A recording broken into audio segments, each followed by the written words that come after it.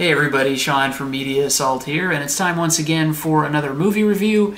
This time out, I'll be reviewing 2011's Priest, which came out theatrically towards the beginning of the summer, end of spring. I'm not really sure what day it came out. But this sort of got lost in the shuffle of 3D movies and comic book films. This itself is based on a graphic novel from Korea. And it tells the story, it takes place in this post-apocalyptic world where man has been fighting this seemingly never-ending battle with vampires, and then finally they learn that they can use these highly trained martial arts using priests to defeat the vampires. And so humanity defeats the vampires and then retreats into these walled cities that look very reminiscent of the city in Blade Runner. Which are controlled by the church. And then outside the cities, in the wasteland, there are these reservations where the vampires are kept in prison-like conditions. And then once the vampires are all holed up in these reservations, the priests, who are, the warriors that defeated these vampires, become sort of second-class citizens. They find it hard to get a job. They're sort of looked upon as relics of an age that's passed them by or something. The Paul Bettany character, the Paul Bettany priest, his niece is captured. She lives on an outpost outside the walls of the city, but away, supposedly far enough away from the reservations to be okay, but she is captured by a character called Black Hat, who is played by Karl Urban. And Priest has to defy his authority, the church, to leave the city to go outside into the wasteland to try and find his niece. He is aided by a sheriff, who is a sheriff for one of the outpost towns outside in the wasteland, who is actually the romantic interest of the priest's niece. It's a very sloppy telling of the plot, but really the plot doesn't matter much here. Basically all you need to know is the priest is looking for his niece, and some people try to help him, and there are a lot of vampire fights, and there's a lot of action. There's a lot of style, very little substance.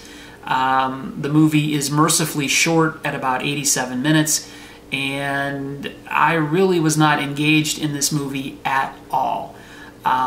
The front cover of the DVD has a very interesting quote as a review. It says, "Brilliant, engaging, and quite possibly the most original vampire movie you'll ever see." I think they left off at the end, "if you've never seen any other movies ever," because this movie has numerous influences from other films. THX 1138, Blade Runner, The Matrix, countless westerns. There is very little original about this movie. Even the vampires, even though they don't look like your typical, Christopher Lee or even a Twilight type sparkly vampire, they look like something out of a video game, like Resident Evil or something. There's really nothing original about this film at all.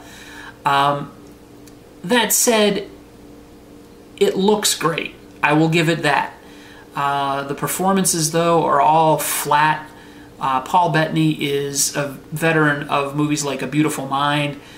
He is capable of doing much better work than this. However, he's been teamed with the director of Priest before on a movie called Legion that came out a couple of years ago that was equally as droll as this is. That was not a great movie. This is not a great movie. It's not even a good movie. If you like action and you're under the age of 14, you might find this to be engaging only because you've never seen any of the other movies that it rips off. If you're above the age of 14, you'll have a hard time getting through this with a straight face. The dialogue is cheesy. The acting is not that great. Everybody here is capable of doing better, and they just don't. So sadly, I purchased this rather than renting it, but I didn't buy it new. I bought it used, so I didn't spend a lot of money on it, But I will just say, if you really want to spend 87 minutes doing something entertaining, this would not be it. As for a rating, I would give Priest a 3 out of 10. And that's really all I have to say about Priest. So, thanks for watching. As always, feel free to rate, comment, and if you haven't done so already, subscribe. And thanks for watching. Bye.